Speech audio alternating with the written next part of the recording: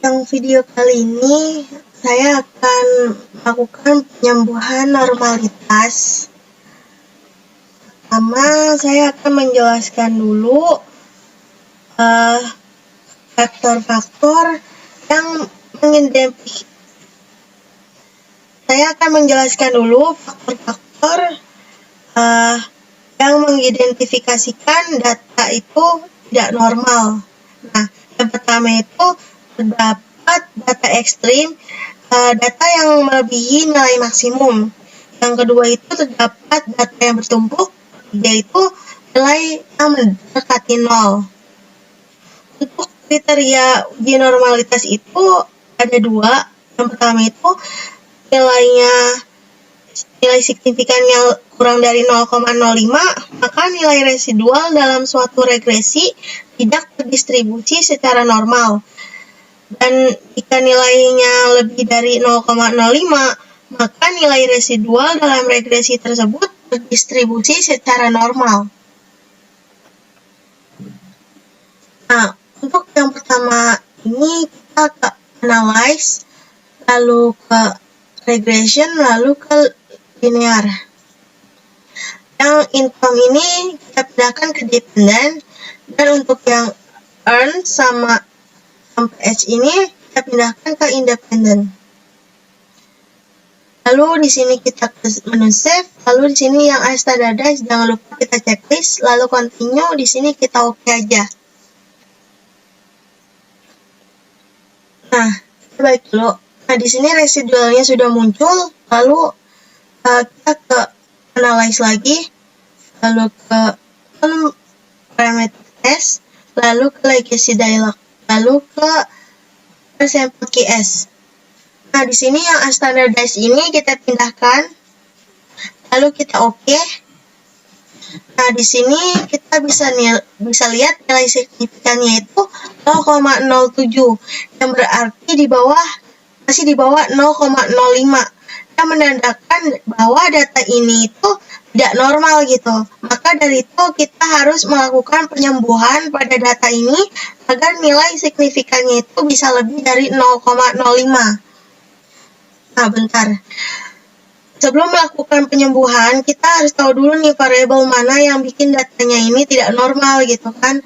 Pertama kita langsung ke menu analyze, lalu regression. Maksudnya non-parametric test, lalu legacy dialog, lalu one sample KS. Nah, di sini yang unstandardized ini kita pindahkan, kita tukar dengan data-data ini. Lalu kita oke.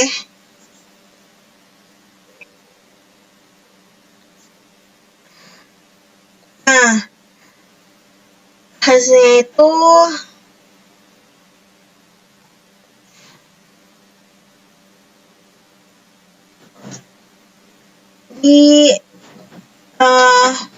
di bawah, hasilnya itu di bawah 0,05 untuk yang variable income, earns, wealth. Dan untuk yang experience dan variable S-nya itu sudah berada di atas 0,05.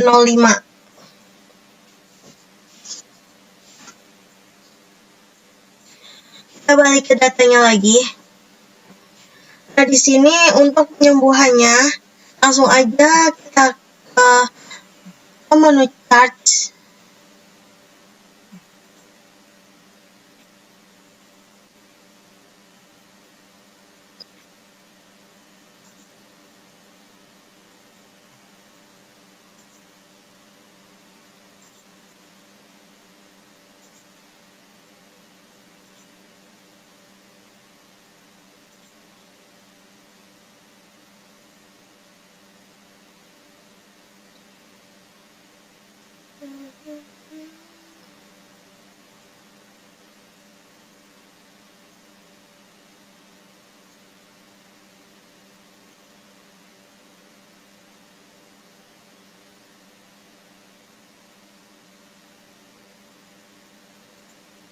Nah, langsung aja kita ke menu grabs, lalu legacy dialog, lalu histogram. Nah, di sini kita coba satu-satu dari mulai income, dan ini kita pindahkan. Lalu yang di sini kita checklist, lalu kita oke.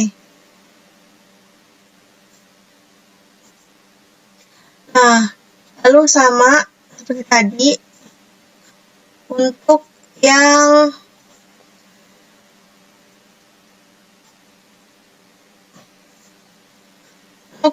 earns-nya, yang ini income ini kita pindahkan dulu, kita ganti yang earns. Oke. Kita lagi ke sini, kita pindahkan lagi, kita tukar dengan yang wealth. Nah, ini udah bisa kita lihat histogramnya. Untuk yang histogram income ini, garisnya itu tinggi ya, tinggi, terus juga agak mencondong ke kiri gitu.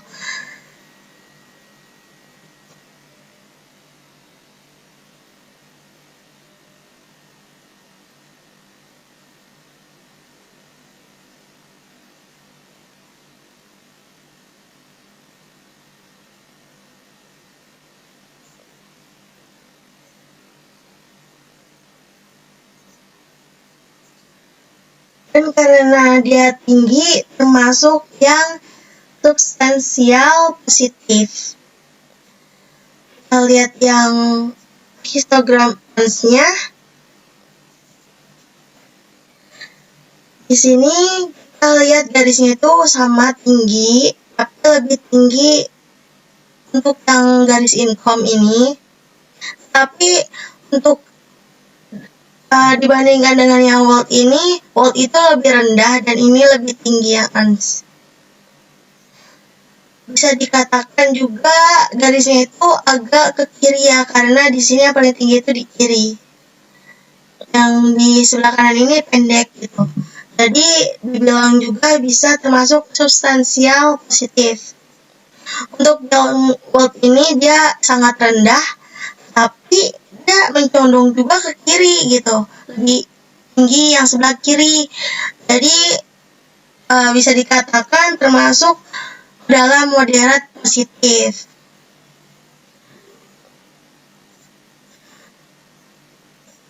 Lalu kita balik lagi. Nah, karena income dan earn-nya itu substansial, berarti kita pakai yang logaritma natural atau ln. Sementara yang wealth itu yang tadi itu termasuk ke moderat, berarti memakai SQRT. Langsung aja kita ke penyembuhannya. Kita ke transform, lalu ke compute variable. Nah, di sini yang pertama itu kita hitung yang income, yang substansial. Pertama, ini di sini kita ketik learn income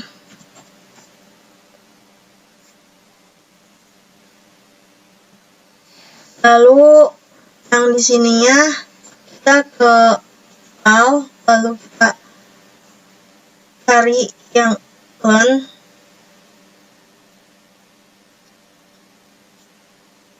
Ini kita pindahkan ke atas, lalu kita pindahkan juga yang ini.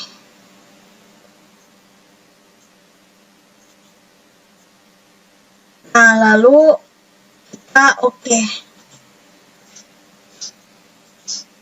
Sama seperti tadi untuk yang earns.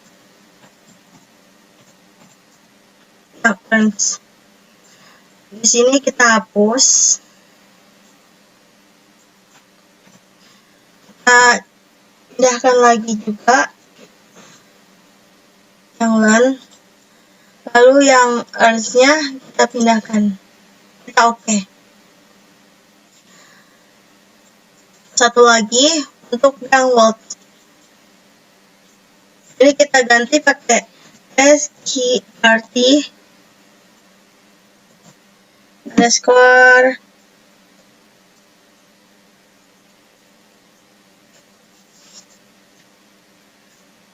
world. Seperti ini, world. Lalu di sini kita hapus juga. Kita ke sqrt.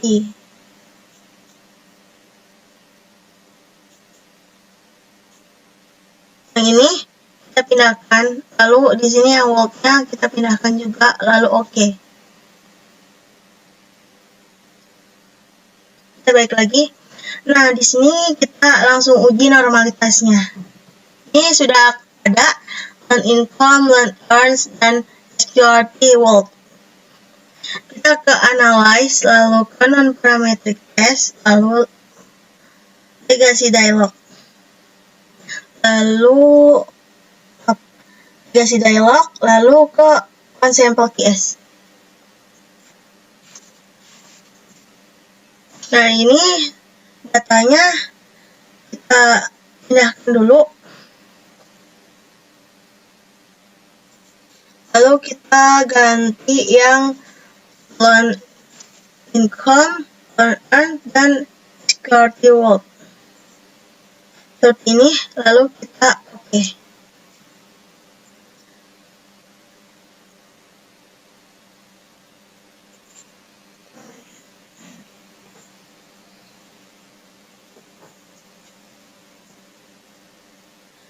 Nah, di sini kita bisa lihat untuk nilai signifikannya.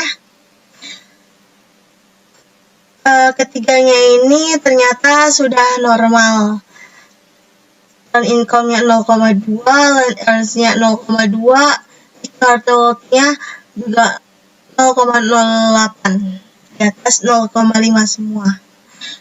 Nah, selanjutnya kita bisa untuk memunculkan nilai residualnya agar kita bisa melakukan uji normalitas lagi untuk keseluruhan data ini. Lalu kita ke menu analyze, lalu kita ke regression, lalu ke linear. Di sini untuk yang dependennya itu kita ganti ke learn income.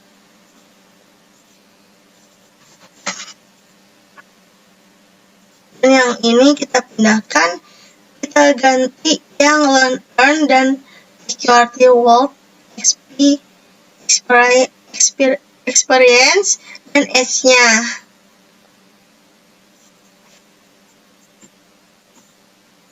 Kita pindahkan, dan untuk yang experience sama age-nya kita pindahkan juga. Lalu di sini kita ke save standardisasi, jangan lupa kita checklist, lalu kita continue, lalu oke.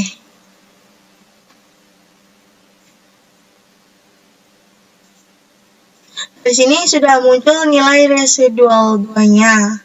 Langsung aja kita ke analyze, lalu ke non-parametric test, lalu ke legacy dialog, lalu ke one sample QS.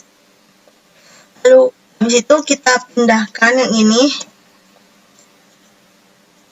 Dan kita lihat yang standardized structure ini kita pindahkan, lalu kita oke. Nah, di sini nilai signifikannya itu 0,179, dan ini nilai signifikannya itu sudah lebih besar dari 0,05, menandakan bahwa datanya ini sudah normal. Seperti itu untuk yang uji normalitas. Sekian. Bagian ini ada penyembuhan uji multikolinearitas. Nah, untuk yang ini saya akan mencoba menyembuhkan data pada uji multikolinearitas. Artinya, faktor yang mengidentifikasikan gejala multikolinearitas dalam model regresi yaitu suatu keadaan di mana data menunjukkan kolerasi linear yang perfect di antara variabel penjelas yang dimasukkan ke dalam model regresi. Akibatnya, nilai yang dihasilkan tidak dapat pastikan nilainya. Nah, kriteria uji multikoliniaritas itu yang pertama, jika tolerance value-nya kurang dari 0,1 atau VIF-nya lebih dari 10, maka terjadi multikoliniaritas. Yang kedua, jika tolerance value-nya lebih dari 0,1 atau VIF-nya kurang dari 10, maka tidak terjadi multikoliniaritas. Nah, langsung aja di sini kita coba menyembuhkan datanya. Kita lihat dulu apakah normal, apakah ada gejalanya. Kita lihat dulu. Kita ke analyze, lalu kita ke regression, lalu kita ke linear. Nah, untuk yang dependennya itu untuk yang income, dan untuk yang independennya itu yang earns, wealth, experience, dan age. Nah, kita langsung ke statistik, kita checklist yang collinearity. Lalu kita continue, di sini kita oke. Nah, di sini yang table koefisien ini bisa kita lihat ya, kita fokusin untuk kolom tolerance dan VIF-nya. Untuk yang tolerance ini, nilainya itu harus lebih besar dari 0,1. Bisa dilihat di sini untuk yang variable earth-nya 0,4, wealth-nya 0,5, experience-nya 0,1, dan variable age-nya itu 0,1 juga. Dan untuk yang kolom VIF ini, nilai untuk variable earth-nya 2,1, wealth-nya 1,9, experience-nya 10,007, dan age-nya itu 9,9. Di sini bisa kita simpulkan bahwa variable experience ini untuk yang VIF terdapat gejala multikoliniaritas karena nilainya itu lebih dari 10 walaupun lebih sedikit ya, cuma kelebihan 7, tapi termasuk gejala multikoliniaritas. Lalu untuk yang variable age ini juga nilai VIF-nya itu termasuk tinggi gitu kan, mendekati 10. Jadi kita langsung aja lakukan penyembuhan untuk yang variable experience dan variable age. Kita balik lagi ke data awal. Nah, di sini kita langsung aja lakukan penyembuhan untuk kedua variable tadi, tapi kita harus menyembuhkannya satu-satu gitu. Kita langsung ke analyze, lalu regression, lalu linear. Yang dependent ini, dan yang independent ini, yang edge-nya, variable edge-nya kita keluarin. Nah, di sini kita oke aja. Nah, di sini jika tidak ada variable edge-nya, variable experience ini untuk yang tolerance nilainya 0,8 di atas 0,1, dan untuk yang nilai VIF-nya itu 1,2, itu di bawah 10. Nah, jadi untuk yang variable experience ini tidak ada gejala lagi, dan kita coba yang kita sembuhkan yang variable experience-nya. Analyze, lalu regression, lalu linear. Nah, untuk yang di sini kita masukin yang edge, tapi kita ganti dengan yang experience-nya kita keluarin. Kita oke. Nah, di sini untuk yang edge-nya itu kita lihat nilai toleransinya itu 0,8, yang dimana di atas 0,1, dan nilai yang VIF-nya itu untuk variable edge-nya 1,2, dimana dia di bawah 10. Jadi bisa disimpulkan bahwa variabel H ini tidak ada gejala multikoliniaritas. Untuk ini ada penyembuhan uji heterokedastisitas dan penyembuhan uji autokorelasi. Dan yang pertama ini saya akan menjelaskan bagaimana cara penyembuhan heterokedastisitas. Untuk yang pertama, kita bakal uji hetero dengan menggunakan uji Glatzer, yang dimana kita harus ke menu analyze, lalu regression, lalu kita pilih linear.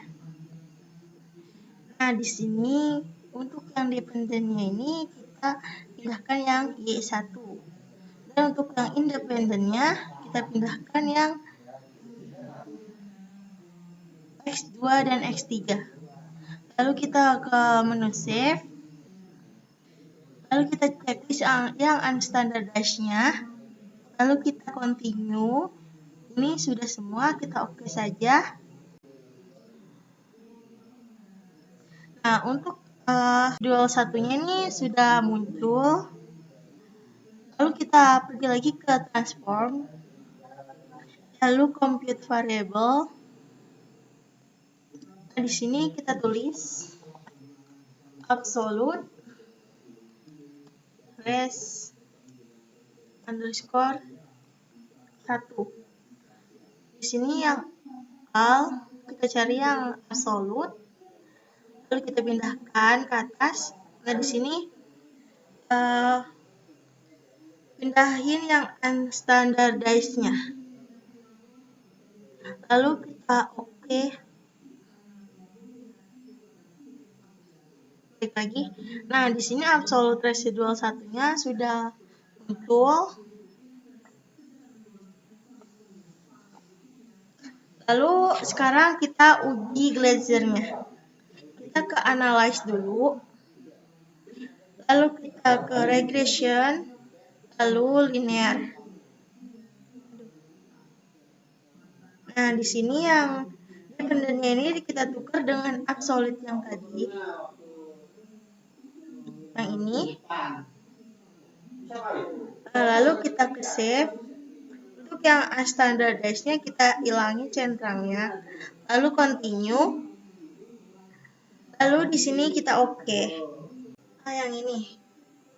Nah, di sini untuk yang nilai variabel X2-nya ini nilai signifikannya itu 0,019.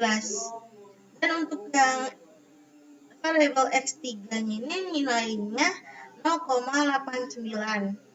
Berarti dapat disimpulkan bahwa untuk yang variabel yang X2-nya ini terdapat gejala heterokedastisitas karena itu kurang dari 0,05. Berarti yang kita sembuh ini adalah data yang X2. Untuk yang variabel X2 ini kita perlu tahu terlebih dahulu nih, ada data ekstrim atau tidak. Nah, langsung aja kita klik yang graph di atas ini. Lalu kita ke legacy dialog. Lalu di sini kita ke bar. Kita pilih yang values of individual cases. Kita define.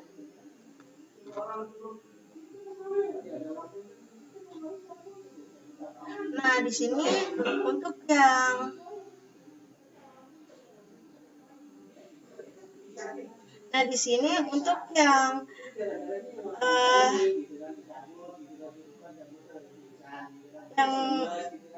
di sini kita akan sembuhin yang variabel X2-nya, maka kita pindahkan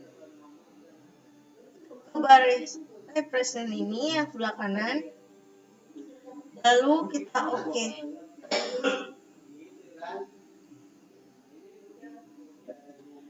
Nah, di sini yang paling tinggi nih.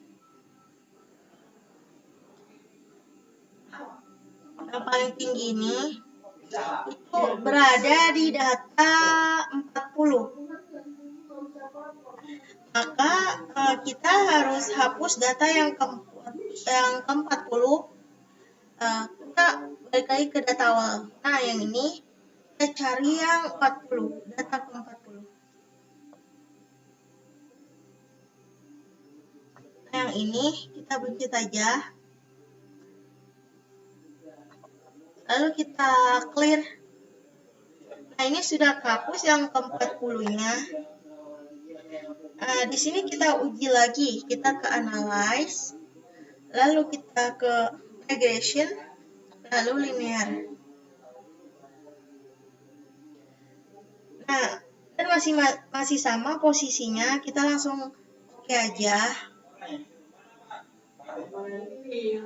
Nah, di sini ini kita lihat yang nilai koefisiennya nih. Nah, di sini kita bisa lihat ya nilai yang X2-nya ini nilai signifikannya itu berubah jadi 0,53. Dan yang X3-nya itu 0,904. Nah, dua-duanya ini sudah di atas 0,05. Dan berarti keduanya ini terbebas dari gejala heterokodastisitas. Untuk yang penyembuhan heterokodastisitas itu sepertinya teman-teman. Selanjutnya, saya akan menjelaskan bagaimana penyembuhan uji autokorelasi menggunakan uji trans. Pertama, kita harus menguji menggunakan trans terlebih dahulu. Selanjutnya kita ke analyze, lalu regression, lalu linear. Yang dependennya itu sama seperti tadi, yang untuk heterokodastisitas. Nah, yang Y1 kita pindahkan ke dependen, yang X1, yang X2, dan X3 kita pindahkan ke independen. Lalu kita ke save, lalu kita checklist yang unstandardized-nya, lalu kita continue. Ini sudah semua, kita oke aja. Nah, di sini kita pergi lagi ke analyze, lalu ke non-parametric test, kita ke legacy dialog, lalu kita ke unsample TS.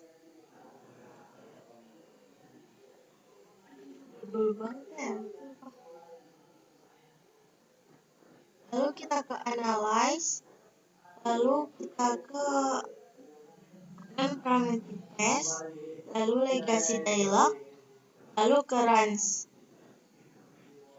Di sini kita pindahkan yang unstandardized-nya ke kolom sebelah kanan. Lalu di sini kita oke.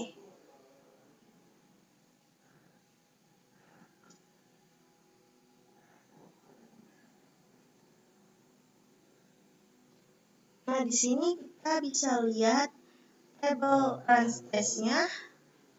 Nilai signifikannya ini kan 0,000. Nah, berarti terdapat gejala autokorelasi karena nilai signifikannya itu kurang dari 0,05. Maka dari itu kita harus menyembuhkan data ini agar nilai signifikannya lebih dari 0,05. Lalu kita balik lagi ke data awal yang ini. Nah, sebelum melakukan penyembuhan, kita harus melakukan transform data. Kita pergi ke menu transform, lalu ke compute variable. Nah, yang di sini kita tulis learn underscore Y1.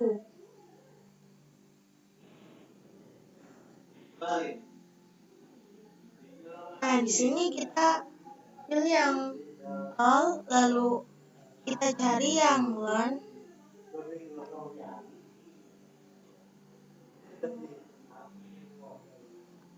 Yang ini kita pindahkan ke atas. Nah, di sini kita pindahkan yang Y1. Di sini kita oke. Kita ulang lagi untuk yang X2 dan X3-nya. Transform, complete variable, ini kita ganti untuk X2. Yang di sini juga sama, kita ganti yang X2. Kita oke.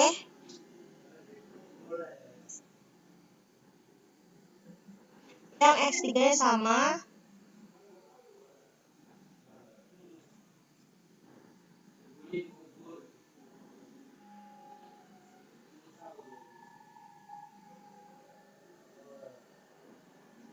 Ini kita oke. Nah, setelah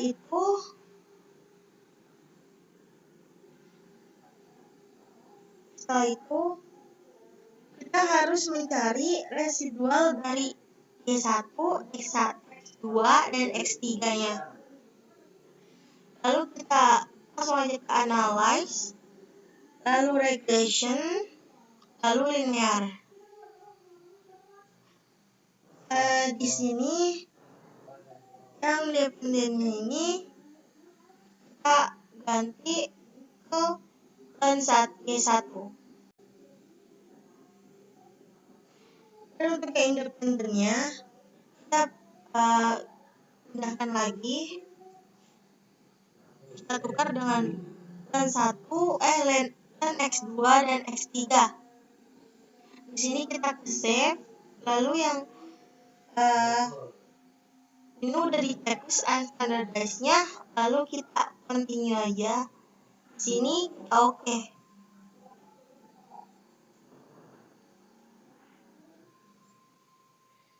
Nah, di sini kan sudah muncul nilai residual 2-nya yang ini. Lalu setelah ini kita harus menguji normalitas terlebih dahulu. Kita ke analyze aja, lalu ke non-parametric test, lalu ke navigasi dialog, lalu pilih yang one sample QS.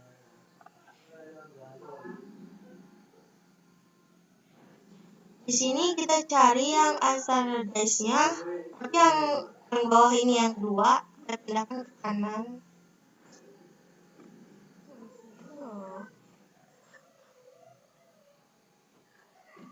Dan di sini kita langsung oke aja.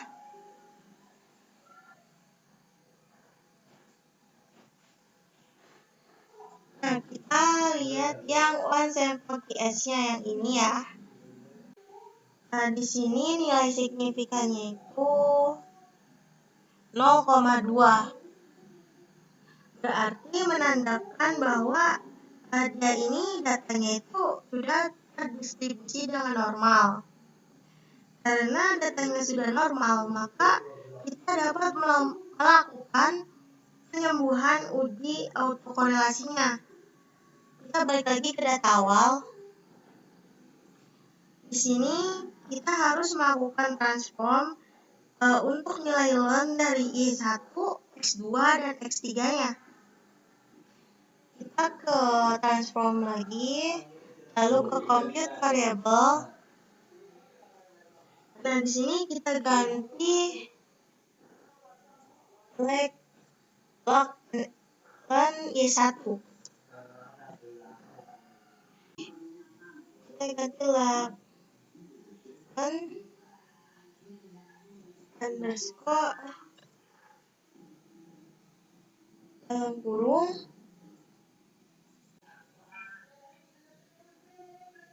nah yang ini, lalu kita oke. Untuk yang X2 dan X3-nya sama seperti yang tadi, transform lagi compute variable. Di sini kita ganti X2. Yang di sini juga sama, kita ganti.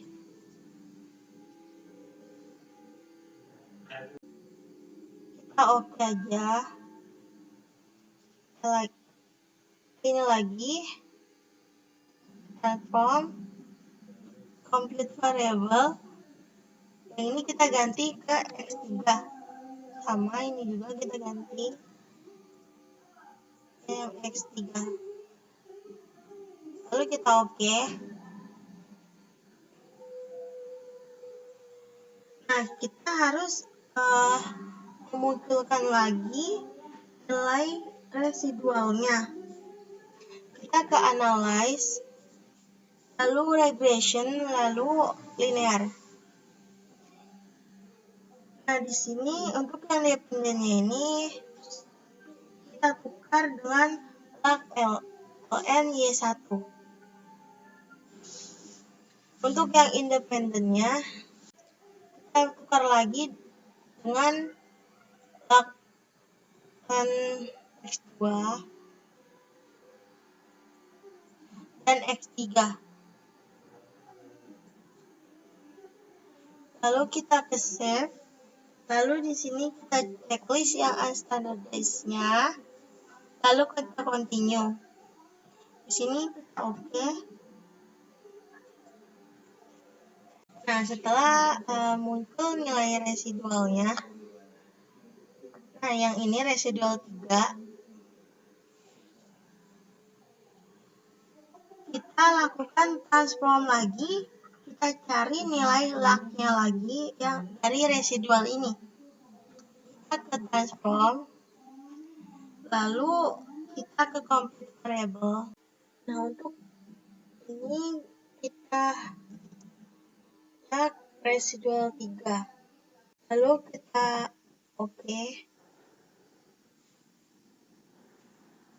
Nah, di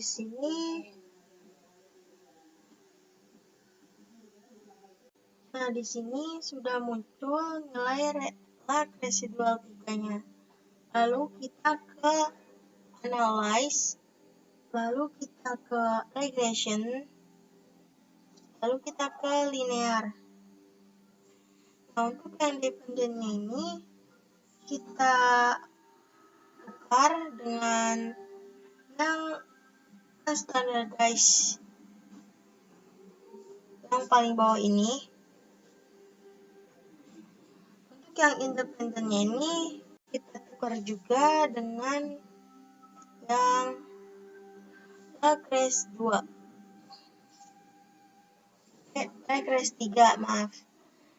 Lalu habis ini kita save. Lalu kita hilangkan centang di unstandardized-nya. Lalu kita continue. Setelah itu kita oke. Nah, di sini sudah muncul hasilnya. Untuk yang koefisien kita lihat yang ini. Kita lihat yang di kolom B-nya ini. Untuk yang nilai log residual 3, nilainya itu 0,876. Nah,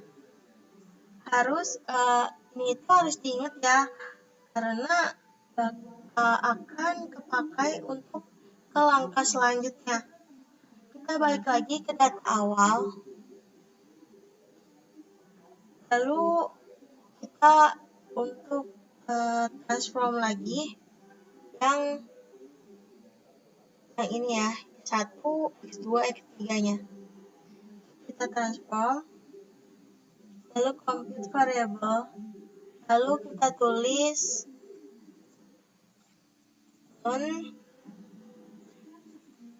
underscore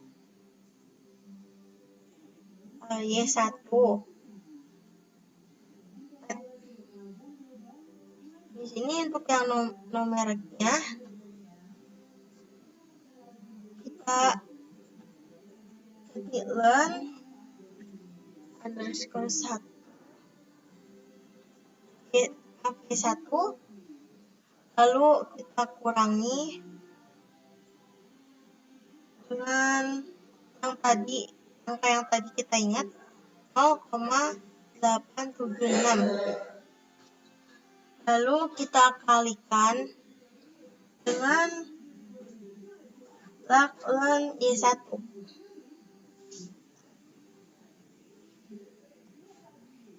Di sini kita oke. Transform, lalu complete variable. Nah, di sini kita ubah. Lalu kita oke.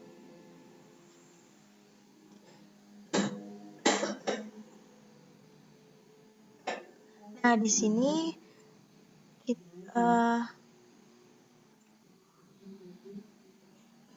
setelah nilainya sudah muncul, sekarang kita bisa melakukan uji range-nya. Tapi kita harus mencari nilai residualnya terlebih dahulu. Kita ke analyze, lalu regression, lalu ke linear. Di sini untuk yang dependentnya ini kita tukar dengan yang ln Y1. Untuk yang ini kita pindahkan untuk kita tukar dengan yang ln X2 dan ln X3 add-nya kita pindahkan. Di sini kita ke menu save, lalu yang kita centik yang standardize. Lalu kita continue aja. Di sini kita oke. Nah, setelah nilai residualnya muncul, kita bisa langsung ke uji range-nya. Kita pergi ke analyze, lalu ke non-parametric test,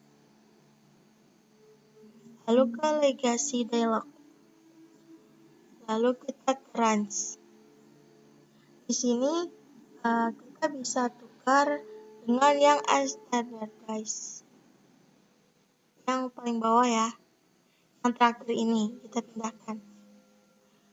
Nah, di sini kita oke. Nilai range testnya ini, nah kita bisa lihat nilai signifikan ini 0,429. Maka di mana nilai signya ini sudah ada di atas 0,05. Berarti menandakan bahwa tidak ada gejala autokorelasi pada data ini. Seperti itu. Dan maaf bila banyak kesalahan, apabila juga banyak kekurangan, mohon dimaafkan. Wassalamualaikum warahmatullahi wabarakatuh.